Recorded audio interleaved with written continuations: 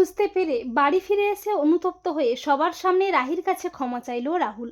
হ্যাঁ বন্ধুরা, আমরা এমনটাই দেখতে পাবো শুধু তোমারই জন্য ধারাবাহিকের আগামী পর্বগুলোতে। জিয়া রাহুলকে উস্কাতে থাকে রাহির বিরুদ্ধে, আর রাহুলও জিয়ার শয়তানিকে বন্ধুত্ব মনে করে জিয়াকে বলতে থাকে রায়ের সাথে তার সম্পর্কটা ঠিক কেমন। রায়ের সাথে তার বিয়েটা যে পরিস্থিতির চাপে পড়ে হয়েছে সেটাও বলে ফেলে। আর ঠিক তখনই রাহিও চলে আসে।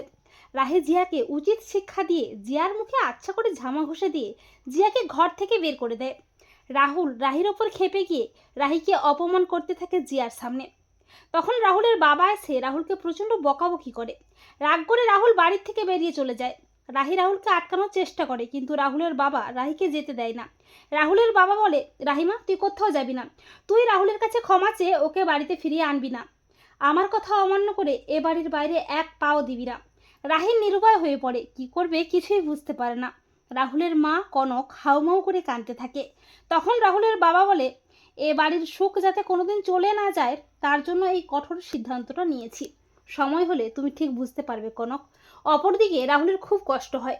রাহুল মনে মনে উপলব্ধি করে, আমি রাহির আর আমার ব্যক্তিগত কথাগুলো জিয়াকে বলে তো সত্যি ঠিক করিনি। জিয়া তো একজন বাইরের মেয়ে, আমাদের ব্যক্তিগত কথাগুলো ওকে বলে তো আমি একদম ঠিক করিনি।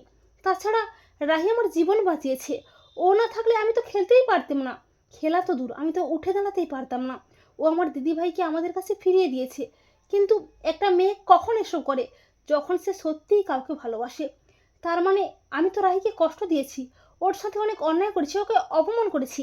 আমাকে এক্ষুনি রাহির কাছে ক্ষমা চাইতেই হবে। এই বলে রাহুল তড়িঘড়ি করে বাড়ি ফিরে এসে অনুতপ্ত হয়ে সবার সামনে হাত জোড় করে রাহির কাছে ক্ষমা চেয়ে বলে, আমাকে ক্ষমা করে দাও রাহি। আমি আমার ভুলটা বুঝতে পেরেছি। আমি বুঝতে পেরেছি তুমি সত্যিই আমাকে ভালোবেসে ফেলেছো। তাই তো তুমি নিঃস্বার্থভাবে আমার ও আমার পরিবারের বিপদে ঝাঁপিয়ে পড়ো। তুমি আমাকে ছেড়ে কোথাও যেও না রাহি। আমি বোধহয় নিজেও নিজের অজান্তে তোমাকে ভালোবেসে ফেলেছি রাহি। তুমি ছাড়া এই রাহুল রায়চৌধুরীর জীবন শূন্য। রাহুলের বাবা বলে, বুঝলে কনক, এই দিনটা দেখার জন্যেই আমি রাহুলকে বাড়ির থেকে বেরিয়ে যেতে দিয়েছিলাম, ওকে আটকাইনি, যাতে ও বুঝতে পারে প্রকৃত ভালোবাসা ঠিক কাকে বলে। তো বন্ধুরা, তোমরাও এটাই চাও তো যে নিজের ভুল বুঝতে পেরে বাড়ি ফিরে এসে অনুতপ্ত হয়ে সবার সামনে রাহির কাছে যেন ক্ষমা চায় রাহুল? কমেন্ট করে এক্ষুনি জানিয়ে দাও তোমাদের মতামতটি।